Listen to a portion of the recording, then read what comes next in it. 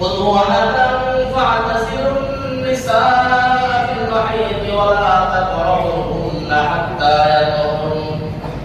আল্লাহ তাআলা বলেন যে আপনাকে হায়েজ মহিলা সম্পর্কে সাহাবায়ে কেরাম জিজ্ঞাসা করেন আপনি বলেন হায়েজ চলাকালীন ঋতু চলাকালীন পিরিয়ড চলাকালীন সময়টা মহিলাদের জন্য খুব কষ্টের দিন অনেক কষ্টের দিন ওই সময় নাপাক অবস্থায় থাকে সাহাবায়ে কেরামকে বলেন এই সময় তোমরা আমাদেরকে বলেন আল্লাহ তাআলা এই সময় তোমরা মহিলার কাছ থেকে দূরে থাকবা দূরে বলতে চলাফেরা খাওয়া দাওয়া সব কিছু ঠিক থাকবে সব একসাথে ঠিক থাকবে কিন্তু ওই কাজটা ওই সহবাসটা একমাত্র বন্ধ থাকবে হযরত আয়েশা রাদিয়াল্লাহু তাআলা আনহা বলেন আমরা এক সময় যখন আমার হায়াত চলতো পিরিয়ড চলতো নবীজি আমার সাথে বসতেন আমার সাথে খাইতেন আমি যে গ্লাসে পানি খেতাম ওই গ্লাস থেকে পানি